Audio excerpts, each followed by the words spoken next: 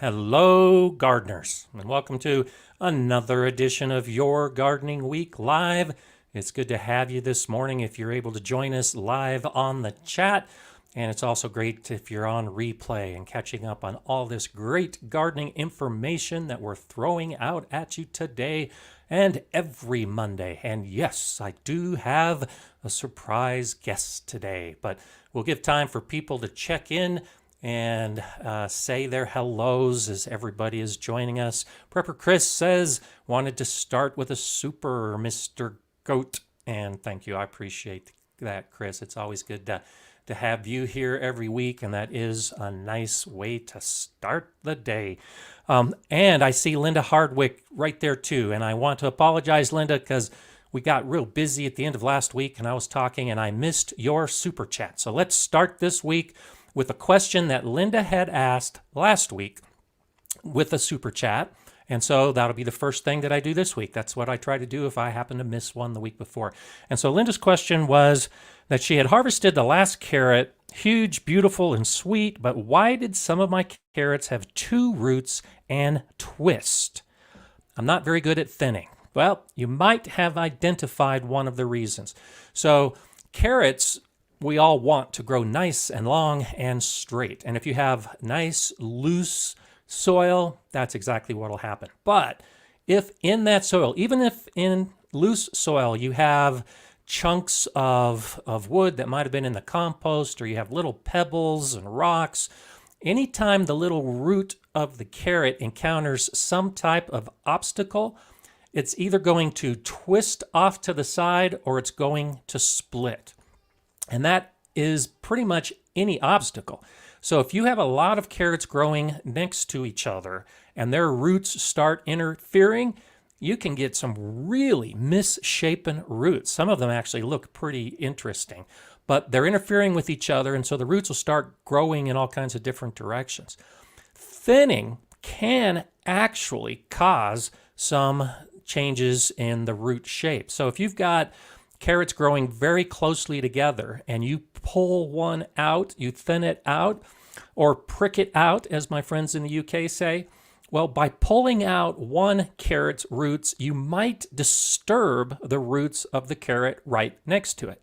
That's all it takes. When that root is disturbed, you will change the way it's growing and it will no longer grow straight. So the best thing to do is to try to thin out your carrots early before the roots can really be disrupted that way, and to try to really get a nice, loose, rich soil. Because if you're trying to grow in compacted, dense soil, you will almost always have misshapen roots or stunted carrots. So sorry I didn't get to that question last week, but it's simply that there is something that happened in that soil through another carrot, even insects, anything that can disrupt the root, like soil-bound nematodes, that can also cause the carrots to be misshapen.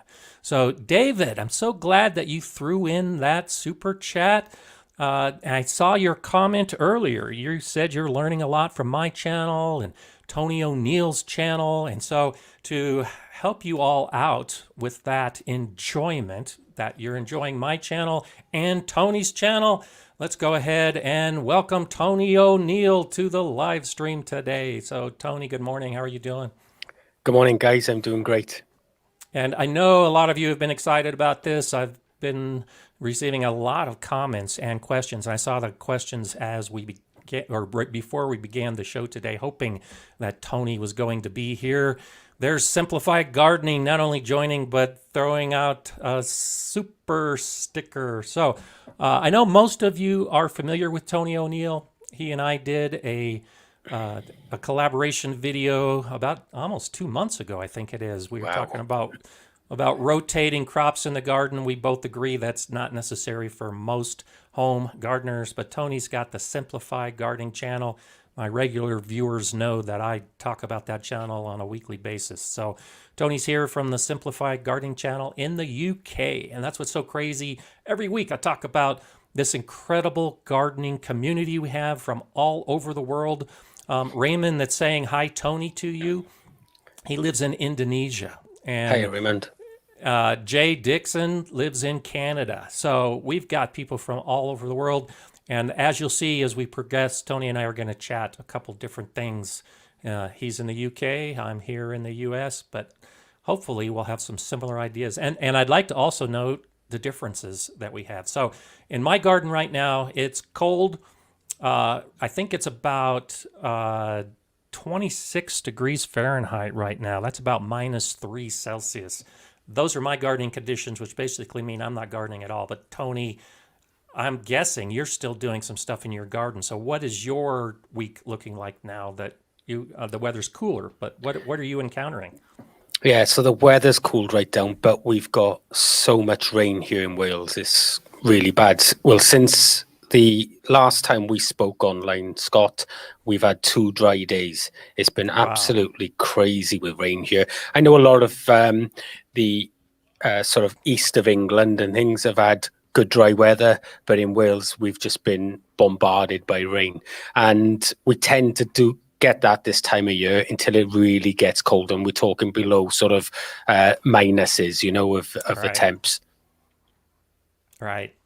And I just want to highlight Brooklyn Giraffe is saying, I've been looking forward to this conversation. You are 2 of my favorite pro gardeners. Thank you so much for sharing all of your knowledge. Wash your hands. Oh, yeah, washing the hands all the time. And Carla is one of my regular viewers. She's here every week and throws out a super chat to start the day from Ely, Nevada, often mispronounced. So good to see you here, Carla, as well. So nice to have everybody checking in. Here's Marcia from Brazil saying, hey, Marcia. Hello. So hi, Marcia. It's great to have you here. Chris is asking the question, are you near Scotland? And I know that, but why don't you go ahead and take that one? So Scotland, if you look at the UK on a map, Scotland is right at the very top point of Great Britain, and Wales is the bottom left-hand sort of peninsula, if you like. So we are about 6 hours to 8 hours drive if we were to drive it. So it's a fair distance. It's one end, sort of top of the UK straight down to the bottom, in effect, really. Okay. And here's a good question. We can both take this one from Gladys. I'll let you go ahead and take it. Filling the beds with leaves and grass and manure. Can I plant on it next year? So how do you approach that, Tony? Yeah. I mean, it depends on the manure, really. If the manure that you're putting in that bed is really fresh now, it may need a little bit longer to break down, because that's going to slow right down over the winter time when it starts to cool on the sort of peripheral edges. The core of it may still be warm enough to decompose, but the outer parts won't be. And then when they start defrosting in sort of March and April, they're going to need to continue breaking down a bit. So I'd just be mindful of that. If it's well aged and well rotted manure, you won't have a problem. Most of it will have rotted down by, well enough by then to plant into. But just consider the heat from the manure. And if you're putting grasses and stuff like that into it, again, make sure that that's had time to cool down before you start putting in any sort of seedlings, because the heat from that will damage the root systems. I completely agree. And I've said that in some of these streams before, which is one reason why I recommend doing like you did, Gladys. Do it all in the fall with good old aged, mostly decomposed material, and then won't have a problem. You won't have a problem in spring.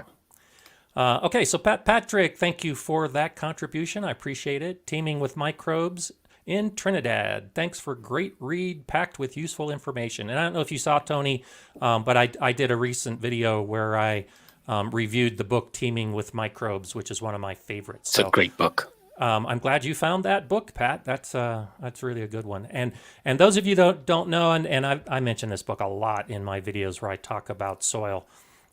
It's one of those type of things where if you get your books and add to your library and just keep packing on the gardening information, it all becomes easier. Because a book like Teaming with Microbes, you realize just how important the soil is.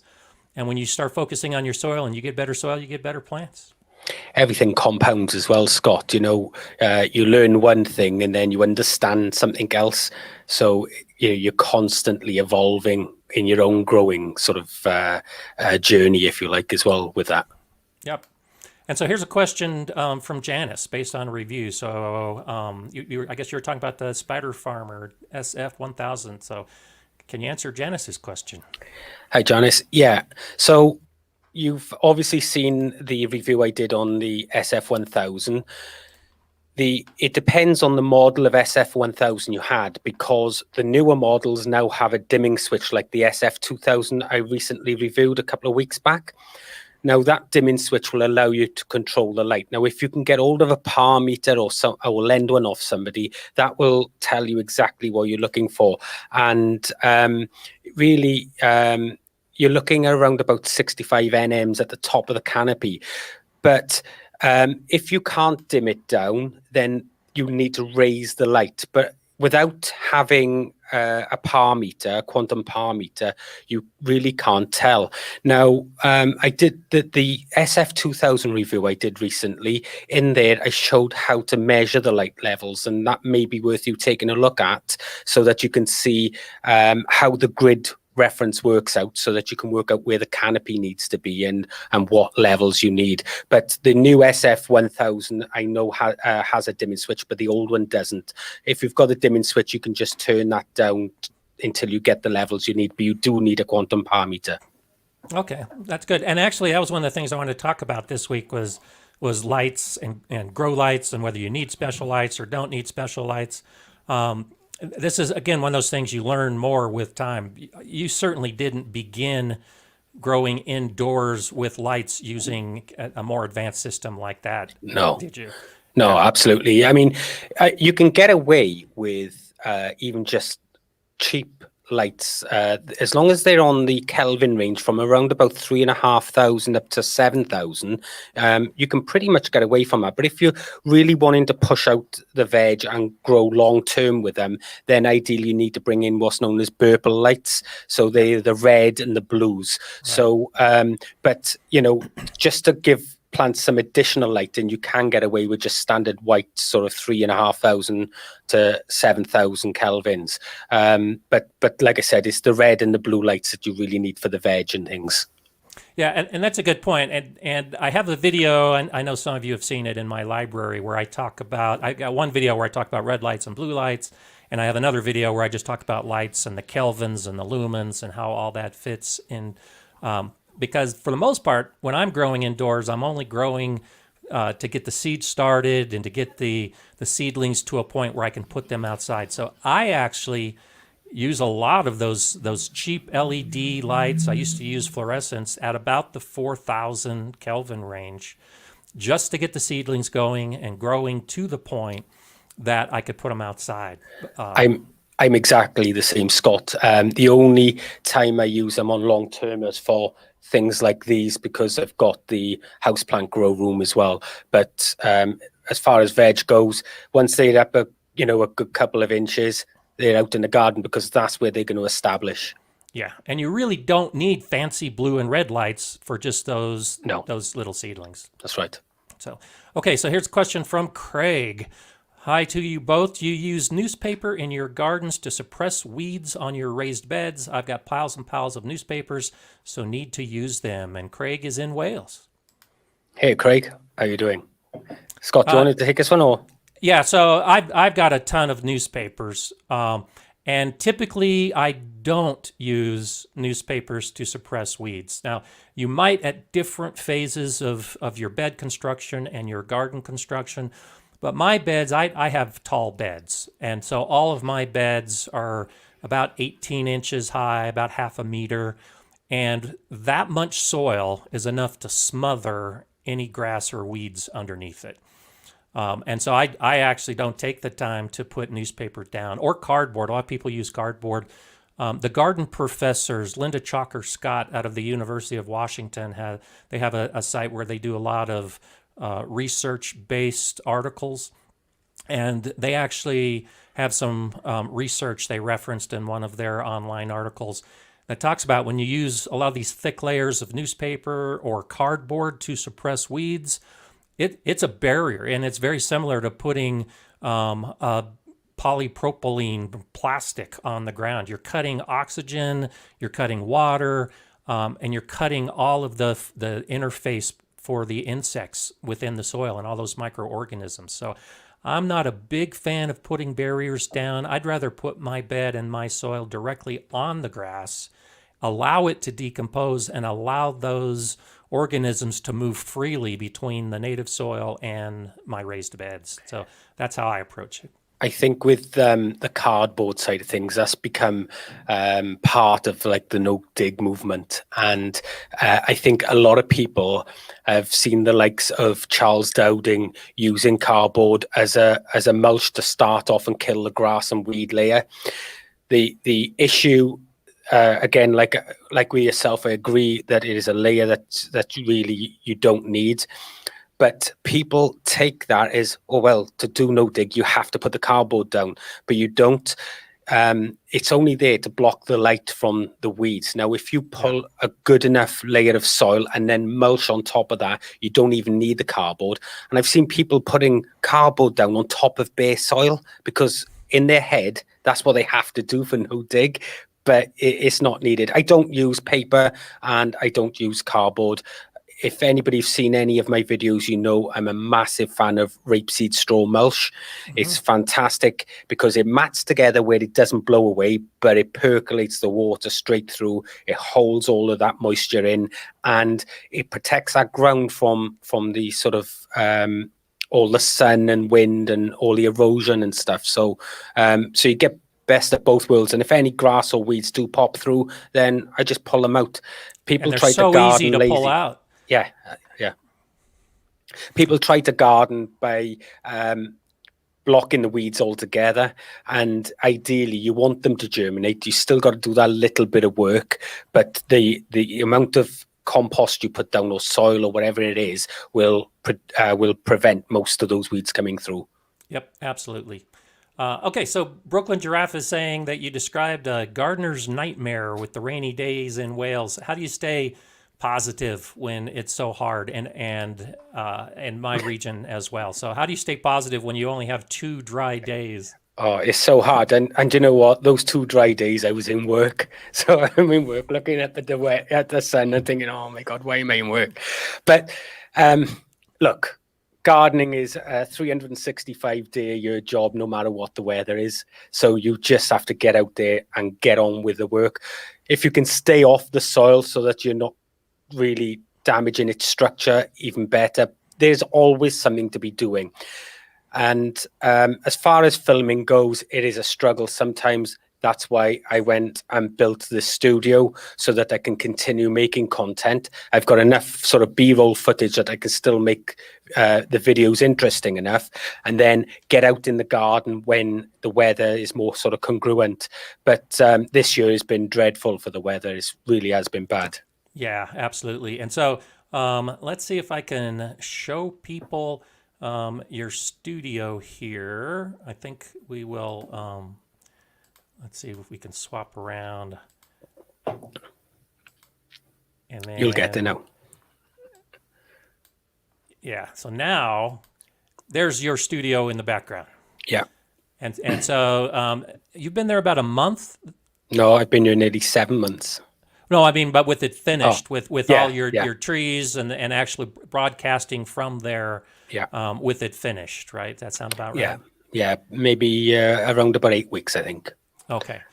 And so, and then I also want to show behind us today. So each week that I have a background, I try to show it. This one actually comes from one of our viewers. Doris Miller sent me this. It's a great looking background. About a month or so. And the picture's much bigger than this. If you do want a background, your garden shown as my background, send it to gardenerscott@gardenerscott.com, and try to send it as a horizontal picture, if you would, a landscape picture. If it's a vertical picture, it ends up being cut off. So Doris had sent me a vertical picture, and so this tree was bigger, and you could see the garden a little bit differently. But anyway, yeah, it was funny, Scott, when we did the live together.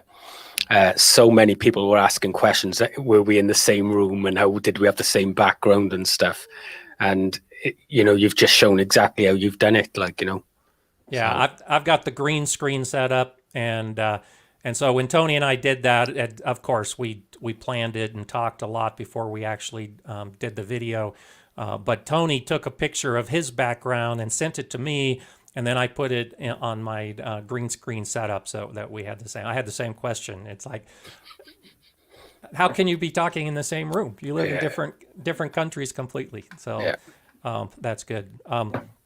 Okay, and so yeah, Chris is asking if we can drop a link. So I'll definitely put a link to Tony's channel.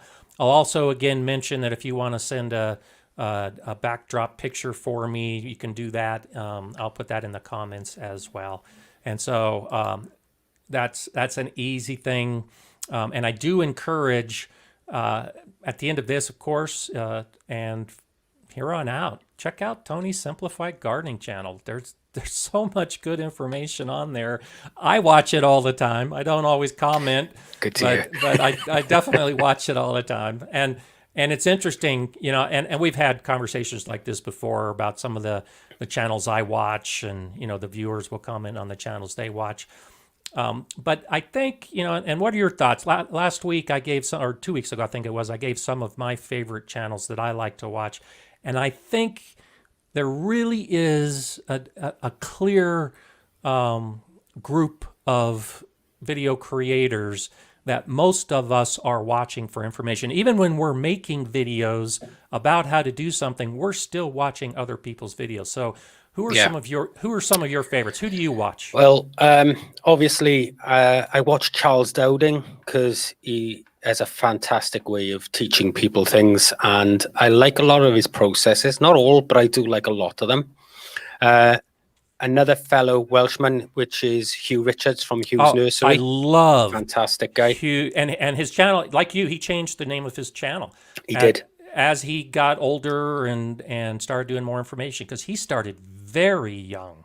He was 14 when Hugh started and he was around about the same time as I started, within about a month or two, and Hugh just rocketed off.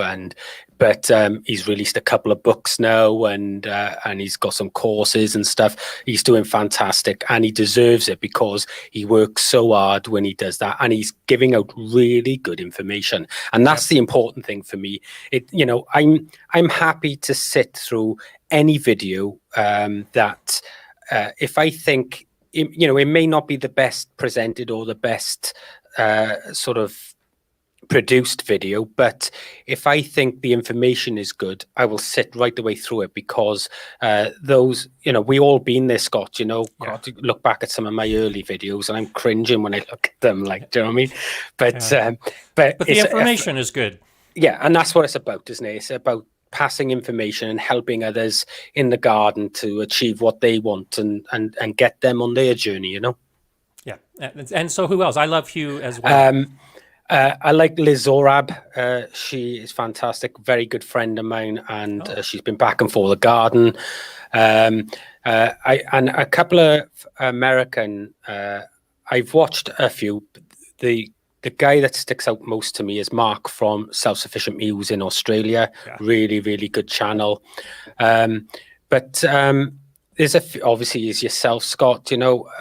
There's a few bigger channels. I used to watch Praxis, but I haven't watched him for quite some time. But I go through phases with gardening, whereas I'll watch somebody and I'll go right through their whole catalog, because I'm like a sponge. I'm trying to pick up any little tidbit that'll help me in what I'm doing. And, every gardener is the same. If you think you know it all, then you've lost the battle before you even start. And so I'll go through someone, and then I may not watch them for a little while, because the videos they're putting out are the same over and over. And the people that I continue to watch are people who are constantly reinventing the wheel, if you like, because they're the people who are not afraid to push against the norms in gardening. With us with crop rotation. If people are like that, I will go and have a look at what they're thinking and their thought processes and things like that, and then I'll go and try some of those things myself and see how they go. Yep, I completely agree. In fact, Frank Anselmo, who is about an hour away from me down in Pueblo, I visited him this week, and he's on the chat today, and we had a little bit Oh, of that good. a little bit of that conversation. As I'm moving forward, that's what I'm trying to do too. I'm trying to do new things, experiment a little bit, not do the same videos that I've already done before. And he and I agreed in conversation. There are some channels that we used to watch, but the new videos are the same as the old videos. I think it's important that creators recreate themselves over and over. And sometimes, you know what it's like when you change something, not everybody likes it. And, Yeah. you know, when I've changed things on my channel, especially the name of the channel, you know, I had so much backlash, but it was for the better for the channel and Yeah. for the subscribers too in the long run. And because you have to keep changing, because if you don't, you end up sort of drowning in the sea of other videos that are all doing the same. You've got to stand out from the crowd to get your message across to help people, you know. Yeah. Yeah, absolutely. And there's a lot of good information out there. I Yeah, do my video. I agree with you. My earlier videos, I didn't know what I wanted to do and who my audience was. I just wanted to get information out there, and I cringe when I see some of those videos. But my whole library, you've got more videos than I have. I've got about 250 videos. It's intended to be a library, yeah, a reference source. So once you discover Gardner Scott and once you discover Simplified Gardening, go you've got a back. place. You go back and Yeah, check on that information, because so often, even in these live streams, every week I get questions that I've answered in previous weeks, because there's a lot of the same questions that we all have all the time. I get And questions in videos where, you know, you've done it in the video and, you know, in the comments, they're like, well, how do I do this? And I'm like, if you just watch a little bit more, that's right. you'll see it, you know. That's But right. it is what it is, you know. Yeah, and so those of us making videos, yeah, we really do it with a plan, with a start to finish of the information we're going to present, and same thing. Yeah, watch to the end of the video, and you'll often get your question answered. It's funny how it works that way. Lots of good information or comments and information, passing back and forth as to the channels that people like, and what their Yeah, favorites are. I've just noticed Linda now put down James Prigioni. He's really good as well. Yeah, in Yeah, fact, James just did a video, I think 2 days ago, whatever his video was, this week, where he talks about the Back to Eden garden method, yeah, and he doesn't necessarily disagree with it, but he gives a different spin on it. Talks about the soil and why it works for the soil. I think it was a great good video, video.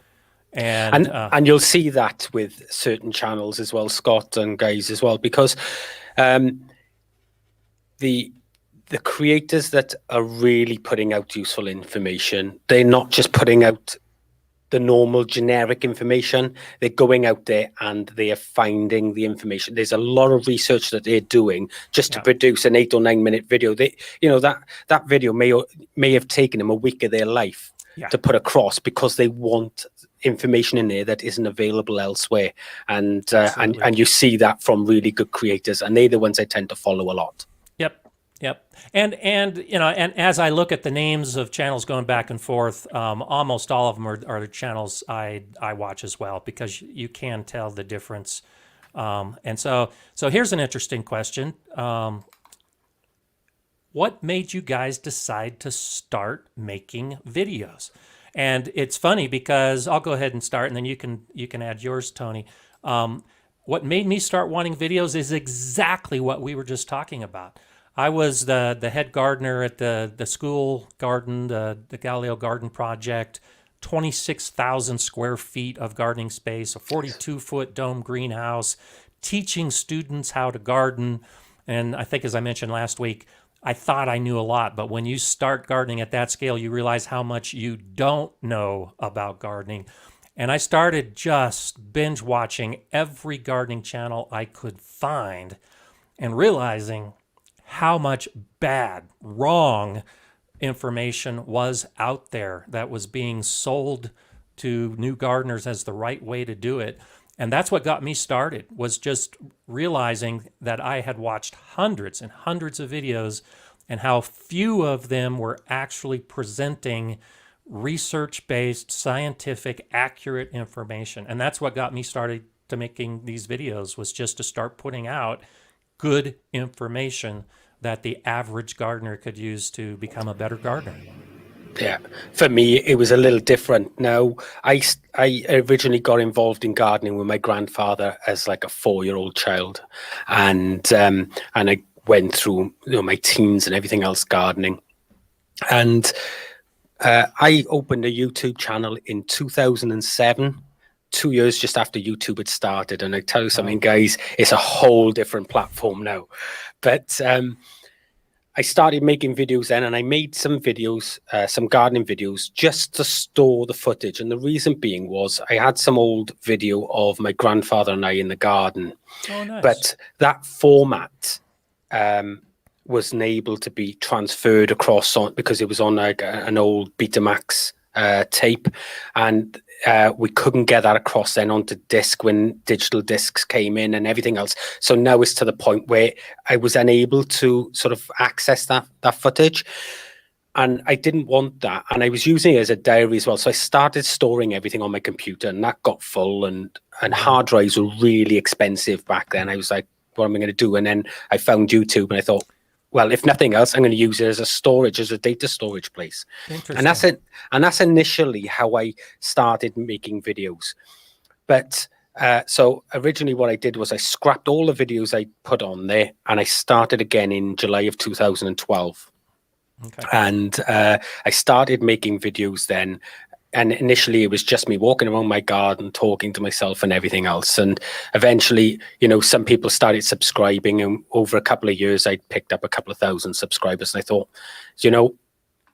I owe it to these people now that have taken time out of their day to come and view my videos and taken the point to subscribe, to be able to pass this information on to them and to make sure the information I'm giving them is quality information, correct? So that's when I sort of set out down the path of making these sort of educational videos to try and help people. And it's evolved to what it is now, where, I have a channel to similar size of yours, Scott, and you don't just get a large channel like this. There's a lot of work that goes into them. And a lot of time, a lot of years. Huge amounts. Yeah, it's 10 years for me when you think about it, Yeah. But yeah, so that's really how I sort of got around to the videos. It was more of a case for me as a way of storing footage, but it evolved as time went on. Cool. That's really good. And so here's an interesting question from MH. Wanting to know if these videos apply to, in this case, my Master Gardener certification hours. And so I think, if I can remember, MH, you have or are recently going to be doing a Master Gardener program of your own. And so in the States, we have this program that's conducted through universities in each of the states that do this research-based training, and then we'll receive a Master Gardener certification. It usually is about 8 to 9 months of training and volunteer time. And then to maintain that certification, you have to do volunteer hours during the year. And so I was very active in that program for a number of years, and that's what I did, was teach classes to the public as a volunteer to get the number of volunteer hours I would need to maintain that certification. And no, I don't use these videos for that, but that's actually an interesting idea for, at least in the States. If you are a master gardener and you've got to get these hours, I bet you could use YouTube videos as especially this day and age. Yeah. Especially this day and age with all this sort of, all this virus issue and everything else. Everything's being done online now, so there's no reason why that shouldn't be.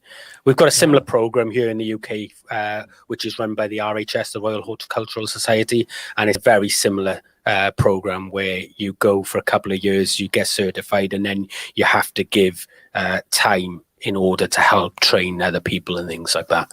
It's a very similar thing.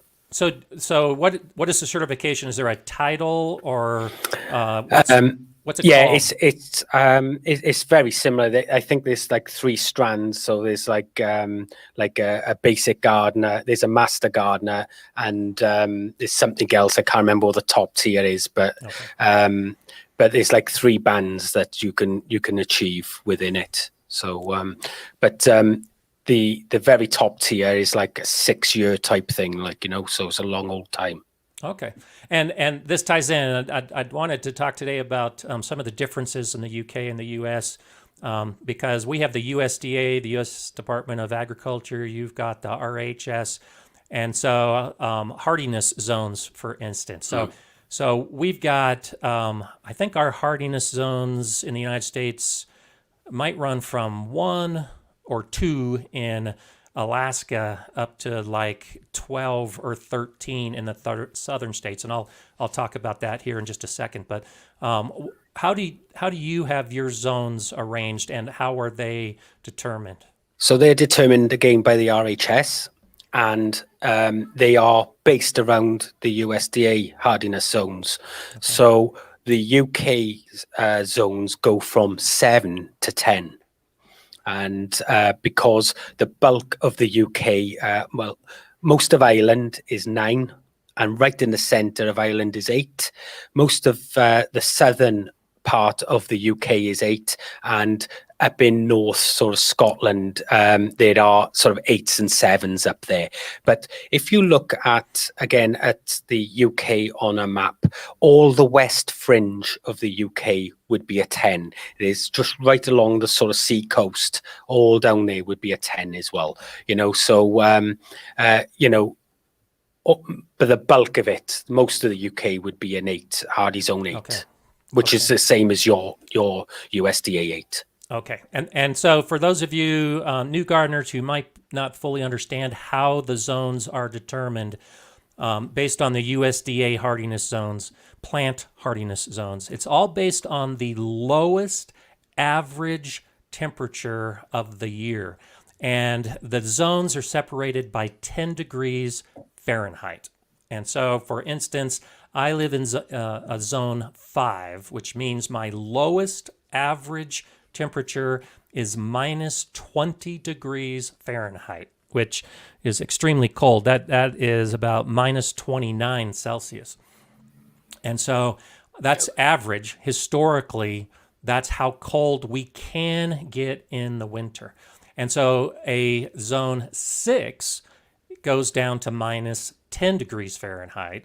A zone 7 goes down to 0 degrees Fahrenheit. And so for you, in the equivalent of a zone 8, that means your lowest average temperature would be 10 degrees Fahrenheit, which is about minus 12 Celsius. Yeah, minus 15 we can get down to. So, okay. So it's about right. And so then that's further divided. Now, do you have further divisions, the A and B subcategories? No, we stayed away from that. So we just keep the 4 zones. So 7, 8, 9, and 10, mainly because obviously, like the States is massive. We are just a small island when you consider it. So there's not enough distance to warrant such big zoning. Okay. Because the top of like Scotland and and the bottom of Wales, there may only be a 10-degree difference type of thing. Okay, yeah, because we then further divide it into subcategories of A and B, each of those being 5 degrees Fahrenheit. So zone 5 takes us down to minus 20 Fahrenheit.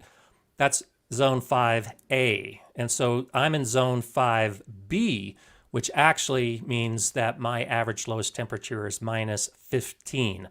And so it can get a little complicated, especially for new gardeners, where you see 5A and 5B and 6A and 7B. But you're right. It's because the U.S. is so big that, and so I mentioned like Frank that I visited this last week. We are about 50 miles apart from each other, but we've got a dramatic difference in our zones. So I'm in 5B. And Frank, you can go ahead and comment if you're still on. Frank is at least in 6A, but might be 6B. And so we're still in Colorado, just down the road from each other. but Yeah. a difference that can be that large. We do get similar sort of things here where Liz by the farm that I was talking to about earlier on, she only lives probably about 45 minutes drive from me.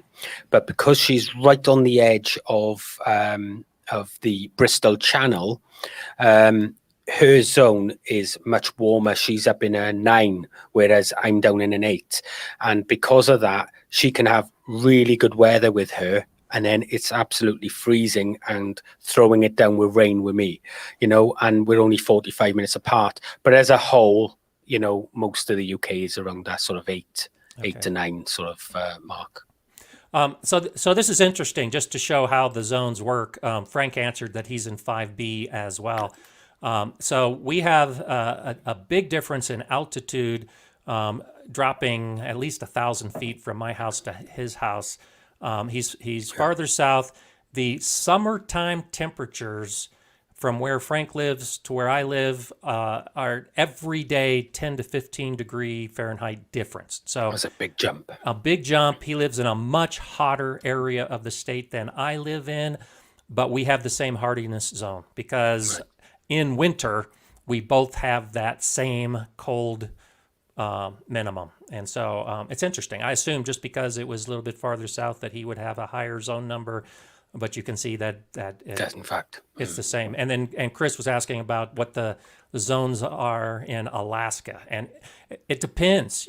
We have microclimate areas that create completely different zones. Washington State on the northwest side in the Seattle area, right on the coast, has very similar weather patterns to what you have in the UK. And so even though it's one of the most northern cities, and all of the other cities at that latitude are probably a zone 3 or a zone 4, because Seattle is right there on the water and gets all the warming winds, I think they're a zone 7 or a zone 8. So you can't just determine what the zone is based on the position on the map. There are a lot of other factors that come into play with it. Yeah, microclimates are huge, and I think that's where a lot of people fall down. They don't take that into consideration when they look at their area. Oh, my area is a zone 8 for argument's sake, and they assume that they can do everything that a zone 8 can. And it isn't always the case. You've got to look at your microclimates in your area. If you're up on a hill, that's going to play a massive part. And if you're down in the valley, it's going to play a big part because, the cold air sinks into that valley and you're not going to get warmed up as quick in the daytime. So there's lots of little things to factor in. So don't just take your hardiness zone as gospel. Take a look at what's happening around you as well. Yep, and I noticed I forget who it was that asked the question I saw earlier was saying with climate change and wondering about the different or the changes in hardiness zone because of global warming and how temperatures are changing. And I've already seen it. When I moved here 23 years ago, I actually would buy zone 4 plants because even though I was in a zone 5 hardiness zone down to minus 20, the first couple years that I was here, it was getting down to minus 25 Fahrenheit on occasion because it's an average low temperature. But we haven't been that cold in years. In the last 5 years, it's maybe been down to minus 5 as our lowest temperature. That's a 20-degree difference over a course of 20 years. Well, going right back to 2012, some of the videos within that, we were having 3 and 4 feet of snow. I don't think we've had snow since. It's just rained all winter, and now we're getting flooding instead. So you could see massive changes, and it's also something that we have to do as gardeners as well, because we need to look at that and change the way we garden, because all that rain, where that snow used to act as a blanket and protect the ground, it doesn't anymore, and that rain now batters the ground and erodes it and washes out the nutrients and everything else. So you have to look at things a little bit differently in how that weather is playing out. Yeah, which is yet another reason to watch videos and read books and follow blogs, because there's a lot of information out there as these conditions are changing from other gardeners that are showing you how they adjusted. and some good suggestions on that. So, Absolutely. yeah, good discussion on hardiness zones. I know that's something that those of us that have been gardening for a while, we fully understand it, but especially for some new gardeners, it can be a little confusing. Yeah, I totally agree with you. And so I also wanted to ask a question to you about seeds. Now, because of this last year, a lot of gardeners, new gardeners, we had great shortages of seeds everywhere. So it was really hard for a lot of gardeners to get seeds. I do a lot of my ordering online just because of the varieties that I can get online that I can't get at a local nursery. But why don't you share a little bit as far as the UK, what you do in prepping for and preparing for your garden plan when it comes to getting seeds? Because I'm guessing, like us, you're already thinking about or have ordered seeds for next year. I've already got all of my seeds for next Okay. year.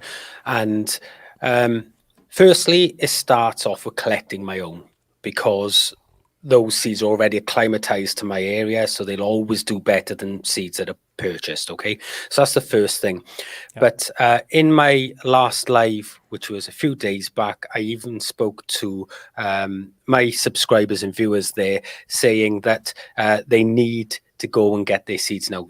This year, we couldn't get seeds, we couldn't get compost, we couldn't get anything like that. And I even told them if they're going to get compost, to get it now, because what's going to happen is after Christmas, I know you guys aren't in lockdown at the moment, but Wales have just come out of lockdown and England is still in lockdown. Okay. So, and what the government is basically saying is that they're gonna give us like 5 days for Christmas, and then they're gonna put us back into lockdown in January. Wow. Now, if they're putting people back into lockdown in January, firstly, you're not going to have things being delivered to the stores as regular as you normally would. You are not going to be able to get back out to those stores, because when they lock us down, Scott, they actually, all non-essential items are not allowed to be sold. And it was recently here in Wales, when we had our lockdown recently, they taped off all the shelves of anything that wasn't food. You weren't allowed to purchase it, even though you were there. It was crazy. So, and were seeds considered non-essential? Non-essential, yeah. Wow, yeah, they're non-essential. Crazy. So I'm suggesting everybody goes out and gets it earlier, because it can sit in a shed or whatever, and your seeds can sit in your house. They're not costing you anything to sit there, and at least then you've got them. Because what's going to happen in January and February is, if people are being locked down again, they're going to all of a sudden want all this, because the only time they can spend is in their gardens. So first off, buy early. For purchasing seeds, obviously there's the garden centers and your seed merchants and things, but I do a lot of mine online ordering. We've got a few big companies here in the UK that have big online garden stores, if you like, where they'll sell every seed you can think of. I'll order from Baker Creek as well, and they'll send them over to me. And there are some niche websites that are selling seeds. So if you want some heirloom varieties, things like that. You've also got, there are people on eBay here that just the smaller companies. There's one called Simply Seeds. They just produce smaller packets of seeds, but they're like, a tenth of the price that you would normally pay in the bigger centers, So there's lots of options open to us to be able to get seed. And again, we've got seed banks that we can go to for really old heritage varieties. But then with those, you'd have to grow some, collect the seed, and then send it back to them to continue that, Right. So, but I think moving ahead, people need to start thinking now and get this stuff sorted before January, because come January, I don't think they're going to have it. Like I said, I've got all mine already. I want to try a different potato this year, so I've already ordered that, but they won't be sent out till January, but the order's already placed. Yep. Great idea. I completely agree. I've been saying that for a couple of weeks now. Now's the time. If you haven't done it yet, start thinking about and planning your seeds and get them ordered as soon as possible. And I've done the same thing.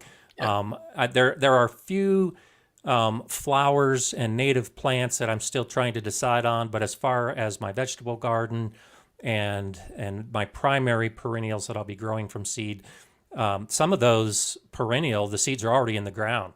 Yeah, They're the type of seeds that you put them in the soil in fall and they'll pop up in spring. And that's definitely the way to look ahead to your gardening year, because especially as a new gardeners, you just don't know that. You think the gardening year starts in spring, but really the gardening year starts the summer before, as you start realizing what worked and what didn't work, and then you order your seeds in fall, and by the time winter comes, you've got all the prep work done and you can start laying out where you're actually going to be growing the plants. That's the easy part of it. And another thing to consider here as well is perennial vegetables, something that you sow the once and you're going to reap the harvest every year. So if you can do that as well, it's going to provide you with food, for year after year. That's something you haven't got to continue to think about. So if you are a new gardener, consider some of the perennials. So, like your Jerusalem artichokes and your globe artichokes, those are perennials, your asparagus, things like that. If you were looking to grow those plants, then get them going, get them in, and then that, year after year, you're going to be able to reap those. And then you're only considering getting seed for the smaller stuff initially, Yeah. And just to show you all how important it is to watch other gardeners' videos, Tony had a great video. Was it a whole week ago, your Jerusalem artichoke video? About a week or so ago, yeah. Great video. And I have kind of dabbled with Jerusalem artichokes in the past and then moved and never really did anything. But after watching your video, I'm building some new beds, or planning to build some new beds as I expand. And I've been trying to figure out what to grow in this larger bed that I was going to be building. And after watching your video, it's like, well, yeah, Jerusalem artichokes is what I should be putting into that bed. So just because... And they're so versatile as well, Scott. People think, oh, well, I don't like the taste of them, when they're roasted. Okay, but there's so many other uses. You can make soups out of them. They can go in stews, casseroles. They can be roasted, mashed. It's so versatile, and the taste changes for each different cooking type as well. Sure. And so, and they store really, really well. You can leave them in the ground in the winter, they'll go down to -20 and then they'll still come up. But what I really like about them is the fact that when they grow, you can use them as a shielding for other plants. Yeah, because it's a big plant. Big plant, but they're great because they're so strong. They're great to sort of shield corn and things, so stop the wind knocking the corn over. And then these things will have like sunflower flowers all over the top of them, which the bees absolutely love. So you're getting loads of different benefits from them. And once you've got a bed established, you just dig them out as and when you need them. And then the next year they continue growing, because they spread and it becomes more of a permanent bed then, Absolutely. And Heidi points out another great plant, perennial, that every gardener should have if you have any interest in the wonderful taste of asparagus. Asparagus is another one of those you have to order early because they always sell out each year from the nurseries. And it's a 3-year cropping. And it takes 3 years. Yep. And so that was one of the first plants I put in last year. This year is actually the first active year of my garden, and the very first plant I put in this year was asparagus, because I know I've got years to go before I can harvest. 2021 will be the first year I can harvest from the asparagus I put in this garden. Okay. I'd done a video on it a couple of years ago, planting these plants, and for 2 years they've been coming up and dying back, and this year now will be the first year I'll be able to harvest from it. And the great thing is I've got the next 25 years of harvesting from it now, and that's the good thing. So here's a good question from Chris, and I'll tell you why I think it's a good question. What's the best time to pre-start seeds for planting? And starts off with zone specific. And I think this is where a little bit of confusion comes in, because the vegetable garden really doesn't roll on that same hardiness zone. No. A hardiness zone is purely the coldest temperature on average in the winter. The vegetable garden now gets based on your average frost dates.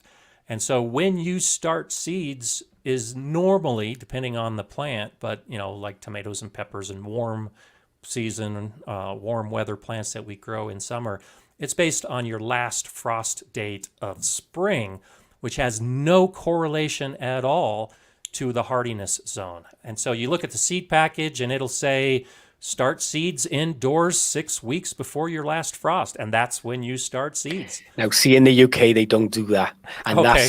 that's what I was just going to say. 6 weeks before the last frost is ideal because it's giving them time to germinate and a couple of weeks to get going. Yep. At which point they're a nice sized plug plant, and they should then get out in the garden. And that's how we do it. Yeah. Yep. In the UK, they don't do that. On the back of the seed packet, they have like barcodes telling you where you can sow. So like it'll say March to July. Well, of course, most people look at it and go, oh, I'm going to sow in March. But the last frost date might not be till May. So if they sow in March, they're like 8 to 10 weeks, and then all of a sudden, because people are eager, what they're like, oh, March the 1st, I'm getting my seeds in.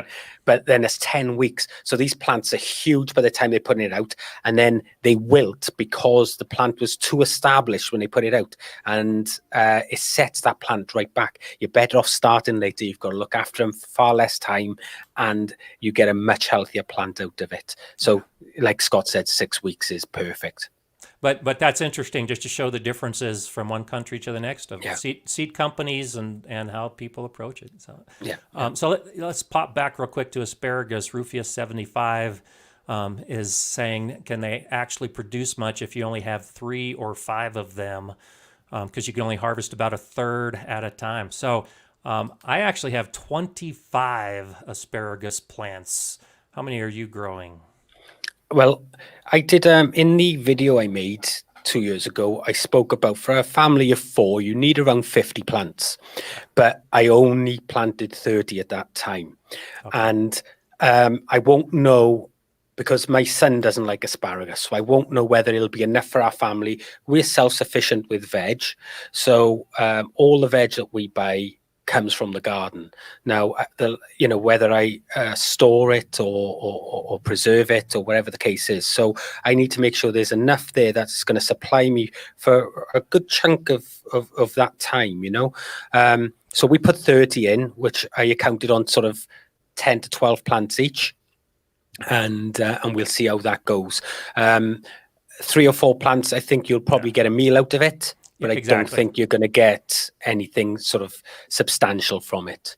And I agree. And that's the way you approach asparagus. So I have an entire bed devoted to asparagus. Actually, I have 2 beds devoted to asparagus for that reason. You need to account for the people that are going to be eating it. And I think 10 to 12 plants per person is a really good target to have more than one meal. Now, sometimes one meal is enough just because it's so delicious.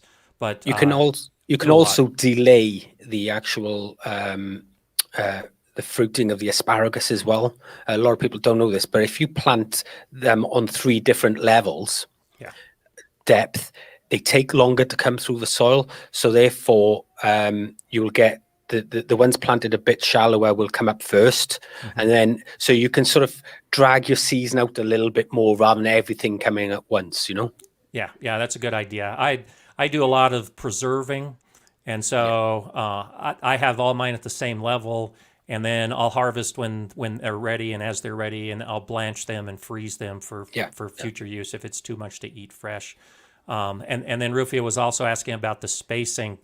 Because it's a perennial plant, they'll spread over the course of years. 25 years from now, I'm still planning on harvesting my asparagus. I've got mine spaced about 18 inches, about half a meter apart. What do you use a similar spacing or? Yeah, 18 inches I used as well. Yeah. Okay. Yeah. And so it does take some space. If you're going to do 30 to 50 plants, it takes up a substantial bed. But it could swallow a good sort of 20 foot by 20, a good sort of 10 by 20 foot bed easily, to get a few plants in there, Yeah. Okay. So Shweta is saying, can we use both chemical fertilizers and organic fertilizers? As when the vegetable plant flower blooms, then we use the chemical fertilizers for nutrients. So what do you think of that? You can. Oh, I wouldn't, and I okay. tell you why. Because if you're using natural organic fertilizers, you're building soil life. As soon as you start pouring those chemicals on it, you're killing that soil life, and then you're relying on the chemicals to feed your plants, and you've got to start all over again to bring that soil life back in. You're better off building your soil properly once and benefiting from that for the rest of the garden's life, because as soon as chemicals go on there, you're damaging that soil life, and it's really hard to rebuild soil life. Yeah, and I've It's said just not this. worth it. I've said it many times. The answer is to put organic material into the soil, build your soil life, and I tend to think of it that a lot of the chemicals, the chemical fertilizers, synthetic fertilizers that are used in the garden, it's as though we are on a diet of candy bars and lollipops, and you'll gain weight and you'll have energy, but it's not healthy, and eventually your body's going to rebel and you're going to crash because you're doing nothing but eating sugar, and then you'll have ramifications from that. And the soil's the same way. If you just feed it artificial material over and over again, you're not building any soil life at all. And then if you stop using those fertilizers, the whole system crashes. And that's the issue farmers are having now. Yeah, exactly. A couple of inches of compost is more than enough to feed the soil for the whole year. So, initially when you first start off, you may need 6 inches of compost, but just a couple of inches after that is more than enough nutrition in that soil to be able to feed them plants for a year. So you shouldn't be needing to, give the chemicals for the plants, because the soil life is actually what's feeding your plants, because they're producing that feed over and over and over again within the soil. Yep. And so here's another good question, and I think this is done much more in the UK. In fact, I've watched a couple of videos this week about overwintering peppers, and they were from UK video creators. I don't see a lot of videos from the States talking about overwintering peppers. So do you overwinter peppers? How do you overwinter peppers? And do you overwinter tomatoes? Right. I've overwintered peppers for years. We've got a really short growing season here in the UK, typically from around about May through to September time, really. So it's not a long season. And because it's still, even at our highest, hottest time, we're looking at around about 30 degrees Celsius. So we need to get a head start on it now. I'm already sowing hot chilies now for next year. But I wrote quite a big blog on overwintering because it's all about wrapping, and there's a couple of ways of doing it. You can either take them inside and then cut them right back and allow them just to overwinter like that, or you can leave them out and wrap them completely with like bubble wraps and things. I wrote quite a big blog post on that. But as far as tomatoes go, people don't tend to overwinter tomatoes. What they will do is, because tomatoes, as soon as a frost comes, they've had it. But what they will do is, when you're pruning tomatoes, you're taking out those little suckers, those little nodes that grow off into an extra arm. You'll pull them off, and it's typically done with tomato plants, a variety called submarine. Now, these are used for grafting. Oh, okay. It's a rootstock, and this is typically what they've done with you. So they'll grow a plant, and then they'll pull off these, and they'll keep the plant short. And then as that grows and puts out a new one, they'll pull that off, they'll chuck the old one away, and they'll plant that. It's just a way to get a head start early in the season for when they're grafting. You can do it with varieties that are hard to germinate. If you're short on seed, things like that. But as a rule, most people will sow tomatoes early spring, sort of April time, end of March, April, and they will let them continue to grow and do it that way. With the chilies, hots do really well overwintering, but things like California wonder peppers, for argument's sake, bell peppers and sweet peppers, forget them. Harder. They don't overwinter well. Yeah, and especially those chilies, those hot peppers, you really can benefit. It's a perennial plant if it stays alive, and each year it goes bigger, stronger, and gives you more flowers and better fruit. You just don't get that from tomatoes. No, no, There's no advantage to an aged tomato plant, and it's no. just as easy to start from seed and grow it Yeah, they yourself. do really well from seed tomato plants. They can be 8 foot high in a couple of weeks. If they've got the right sort of nutrition and heat and light. So there's no need to be trying to overwinter those. It's just more of a faff than anything else. But for the hot chilies, they do very well when they're overwintered. The plant gets a lot more robust and can give out another 50% of fruit later in the year. So it is worth doing it with those. And I've overwintered chilies for the last 8 years or so. Okay, nice. So Game Nerd Mom Garden, thank you for that super chat. I appreciate it. Saying using chemicals is like taking vitamins instead of eating food. You can, but it's not the best choice. Yeah, that's a great analogy. Yeah. It's the same basic idea. And I really avoid using chemicals. We used to, I still do, brag about the Galileo garden. We used 0 chemicals, no chemicals of any type anywhere in the garden, with the exception of like a comfrey tea that we would make. Technically those are all chemicals, but no synthetic chemicals, no store-bought chemicals of any type. And I still try to garden that same way. It works. Once you build the ecosystem and everything starts to get in balance, you really don't need to add chemicals of any type. It's funny, Scott, the other day I had a comment on one of my garlic videos, and the guy went, "Grow more, I'm out." And that was it. And he unsubscribed and went. Okay. So I thought, right, okay, I've got to have to. So anyway, I messaged him and I said, "What's the issue?" Now, in the UK, there's a product called Grow More. There's a chemical version, which most people know it as, but there's also an organic version as well. Oh, okay. And when I mentioned Grow More, I didn't mention the word organic, and he assumed I was using chemicals in my garden, and that was it. He was gone.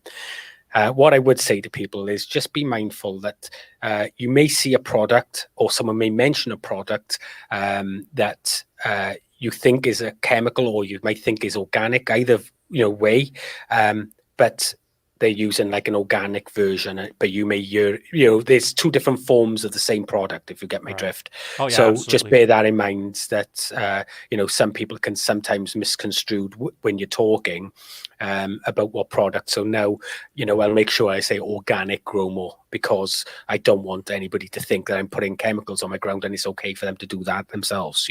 I don't want to be misinterpreted. Well, and even the packaging of the material, I've used in recent years an organic slow-release fertilizer, which on the surface sounds like a great thing to use, but when you learn more about it, you find out that what makes it slow-release is its little particles that are encased in a synthetic material that doesn't decompose in the soil. Yeah. And so there's those type of factors where even those of us that think we're using the right thing because it's organic, when you find out more about it, it may not match with your philosophy of gardening, like the guy that you're mentioning. Yeah. And there's a lot of how we approach gardening. Our own philosophies are very important. And so be careful. Just because you're using something organic because you want to be completely natural, that organic product may have chemicals in it because it's allowed to do so. And it's the same thing with seeds as well. Now they're coating them in chemical pesticides and things. So you've got to be mindful of the seed you're buying as well, because some of them are now coming, and I've noticed it with like the brassica family. You're opening a packet, and I never sowed them, I threw them away. But the seeds were blue where they'd coated the seed. It didn't say nothing about it on the packet at all. And when I looked into it, they'd coated the seed in a chemical pesticide. So there's things like that you've got to consider. So you'll think you're doing the right thing by being organic, and then you're getting these, seeds that have nothing written on them that they got a chemical thing, and then they coated in this chemical. So just bear things like that in mind. Yeah, absolutely. So here's a question that Brad's asking. Is it ever too late to cover a garden bed for overwinter? It's already having some days with snow and below freezing temperatures. And I know you and I have talked about this before, Tony. I think, and I know you agree, that the soil should always be covered. There should always be something on the soil. Yeah. So if you haven't done it yet, then no, I don't think there is a point where it's too late. It needs No. to be done. Even after the snows and the winds and everything else, go out there and put a mulch on top of the soil. It might be too late for cover crops because the plants aren't going to grow as that green manure, but it's not too late to cover the beds with a compost or a mulch. Yeah, in 2015, we had snow really early-ish. I wasn't very well at the time, and I wasn't able to get and prep my beds before it snowed. And I ended up putting compost on top of the snow that was in the bed, and that just settled through. As that snow melted, that compost was on top, protecting the rest of it. You know, as long as you've protected it, it'll, you know, the snow is going to be protecting it to start with. Right. So, you know, people worry about snow thinking it's cold, and the snow isn't an issue. That acts as a blanket, and it actually creates a barrier, and thermal, you know, it acts as a thermal barrier for the soil. So the snow is really good insulator. But don't be afraid if you know, if you've got bare soil out there now, get it covered if you can. Yeah, absolutely. Yeah, and I agree. I love snow, especially like on my strawberry beds. You know, in zone 5B, we could get down to minus 15 Fahrenheit. But with a snow cover, those plants are at 32 degrees Fahrenheit, at 0 Celsius. Yeah. They're not going to get down to minus 15 because the snow is keeping them right at that freezing point, which many and a lot of those perennial plants we're growing can handle without any problem whatsoever. Yeah. Yeah. So, and so let's see what else we have pop up. Rufia is saying crushed eggshells and coffee grounds are a myth for slugs. Oh, there was some discussion earlier about what to do with slugs. How do you get rid of slugs? Now, I don't have a slug problem in my garden because we're just so dry. But when you've got only 2 dry days, you've got slugs. So what do you do about your slugs? I did a video about sort of myths and things around slugs, and you're right in what you say. Coffee grounds, eggshells, grit, things like that. Slugs will just crawl all over them. That mucous membrane on their foot protects them, so that'll never stop them. There's a couple of ways. If you got raised beds, you can put the copper tape around, but that isn't going to stop them. People say, oh, this is a myth as well. But if you put 2 layers of copper tape around in 2 bands and then connect both those bands to a little square 9-volt battery, as the slug crawls across one and touches the other, it gives it a small little shock which turns it away from the bed. But when you're doing that, you need to consider that you may already have slug eggs in your bed, and then you're stopping them get out as well. All right. So just bear that in mind. But the most beneficial thing you can do for killing slugs and things like that is nematodes. I've shown how to make your own. You can buy them in a clay substrate. They're very expensive to buy, but they are by far the best way to kill slugs. Now, they'll also affect snails as well, so that's not an issue there. But I've had a lot of people saying, well, I've heard nematodes are bad for plants and things. This species of nematode will only live as far as attacking slugs. It's not interested in living matter or anything like that. It's only interested in the slug itself. Yeah, and that's another one of those you learn as you become a better gardener. And I know I've had many questions of people that, well, I heard you're supposed to use nematodes, but nematodes are terrible. They killed my grass. And yes, there's just like every other animal and insect, there are many different types of nematodes. They're the most abundant species on the planet. So, and they're very specialized, like you say. Yeah. So you buy the specialized nematode or create your own environment for those nematodes, and that's a great way. So thanks for saying that. And bring the wildlife into the garden, guys, because the birds, the frogs, and hedgehogs, things will all eat slugs and manage that for you. Absolutely. And so I missed Linda's question last week with a super chat. And so thank you again, Linda, for the super chat. And I'll go ahead and cover this. I'm wondering if Tony's climate is similar, wet. Yes, I think we've determined that. What do you do with leaves that are too wet to chop?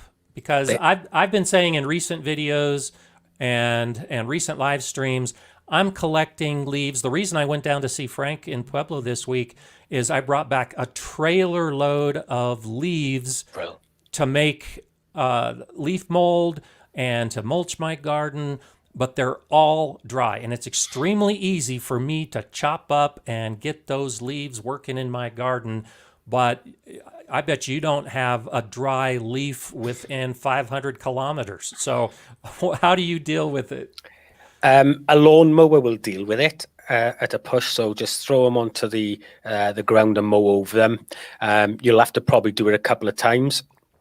I was going to build. Now I'm quite au fait with building things to suit myself in the garden. I built like a rotary thing for the compost and what have you.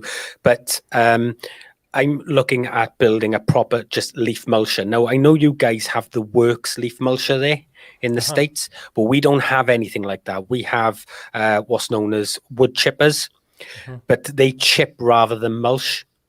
And we've got like leaf blowers that'll mulch, but they only have plastic blades in them. So and that's actually what I use. Is I use a leaf blower, but I put it in suck mode with dry leaves. Yeah. And it's hard with wet great. leaves because they have a plastic blade and it doesn't really work that well. So up till now, I've used a normal lawnmower, but I'm building this machine that's going to be like a dustbin, but in the bottom, it's got a motor built in and it's got 6 steel blades that will rotate fast enough. And there'll be a grill just below them so that when the leaves fall there, they'll stay there until they're churned up and drop through that grill. It's going to take me a little while to build, and I probably won't release that video now until next autumn. So, but I've got all the parts there to build it. Just because I was recently ill, I never got around to building it, and you know that's just the way it is. So I'll use the mower again this year. But the mower will do the job. You just have to do it a couple of times. Okay, good, thanks. And so let's go ahead and focus on that point. We're getting close to the end of the time, and I still have my philosophy time to go. But note that Tony is already thinking about videos that he's releasing next autumn. I do the same thing. I've already started videos that I'm going to be releasing in summer and autumn. And so I just think that's one of the things that's so great about your channel, my channel, so many other channels, like you mentioned with Hugh and James, you know, the creators who are looking ahead and developing the videos that we know that you as the gardener wants to see, and that we as gardeners also want to see. We've got them programmed, we've got them planned, and that's why we ask you all to stick with us and keep subscribing to our channels, because this kind of information is going to keep coming. It's going to come from me, it's going to come from you, because we're not stopping anytime soon. We're already thinking about the videos we're doing a year from now. Yeah, I'm already writing scripts for 2022. So, yeah, you know. That's great. Well, Tony, I want to thank you so much for joining me today. It's been my pleasure. And so Tony has also started recently doing some live streams of his own on Fridays. They're Friday mornings in the States and Friday evening in the UK. And I am fully anticipating doing something like this on one of your live streams when we can get our times to match up. And definitely look forward to that. I enjoyed it. And while Tony's still on, go ahead and throw out in the comments, because I have no doubt that you enjoyed it as well. I can't think of any piece of information we gave today that wasn't anything but good gardening information. That's the thing I like about live streams, to be honest with you, Scott, is because you don't know what questions you're getting. And if someone's asking that question, you can bet a lot of other people are thinking it as well. And it gives you the opportunity sort of to connect and give that one-on-one sort of information across, which you don't get with videos. The videos are there, you know, long-term, but I quite like this interaction, you know. It's much easier to give this information across that way. Yeah, well, I enjoyed it. And I hope you have a good day, mate. I hope things dry out a little bit, and you don't have a waterlogged garden. No, I mean, anyway, guys, thank you very much, and I hope you all have a good time in your gardens. Okay, see you later. Thanks, Tony. Bye-bye. Okay, so I thought that was a great experience. I'm so glad that Tony was able to join us, and I know some of you have been asking about Tony, and our collaborations, and so you'll definitely see more of him on my channel, and you'll see more of me on his channel, and we'll just keep expanding our gardening world from the UK to the US to your garden. This is just such a fantastic site. And this kind of ties in, well, directly ties in, this is why I wanted to do it today, to the philosophy phase, which is to be thankful that you're a gardener in the so many ways that we can be thankful. Gardening is just one of those things that makes it easy to sit back and realize that we really have a good life as gardeners, that things are really great. And so actually have another surprise. Are you guys back there? Yes. Yeah. So let me go ahead and give a world introduction. Hello. So this is my grandson. This is Luke. Can you look at the screen? There you are. He is an extremely happy baby. And in the States here, we're about to hit Thanksgiving, which is a holiday time for us. And we have family here. I've got my son and his family, to include my grandson. And I wanted to go ahead and put him on the screen today as I talk about this philosophy of being thankful. So there you go. I'm going to go ahead and hand you back to Daddy. Okay. And so I'm thankful because not only are you all just a great audience, a great world, a great community, but I think, as you probably know if you've watched any of my videos and my live streams where I talk about philosophy, I think there's a direct correlation to how we approach gardening and how we approach life. And so it's so easy to go out into the garden and just be thankful for the opportunity to be outside and enjoy the weather and get to know the insects and see our soil and learn more, and then interface with other gardeners from around the world, like me and Tony. And I've mentioned Frank a couple times. That was a great opportunity for me to go down and get a new gardener friend, because we had a conversation about leaves. I wanted some dried leaves. He had a whole bunch of dried leaves, and now I've got a new gardener friend in my life. At Thanksgiving in the United States, our tradition typically for many families is to sit around the dinner table and we give thanks for the year, for the future year, for our family. And so I wanted to do that today and do the same thing. Just let you know that I am thankful for you all as gardeners, as part of the Gardener Scott community.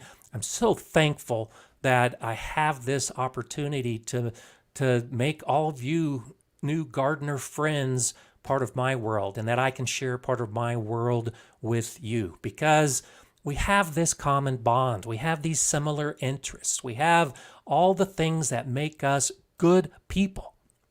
We're good gardeners. It's such a direct correlation to how we approach the outdoors and our own little spot. Even if it's just a single pot on a patio, you're a gardener.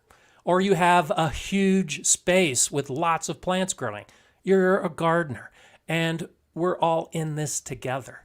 And I just appreciate every day that I've had the opportunity in my life to discover gardening, to become halfway good at it. I still make mistakes. There's still a whole more level to learn, and a level beyond that, and a level beyond that. I'll never become the expert gardener that I hope to be, but that's one of the things that makes this so great, is gardening keeps us alive.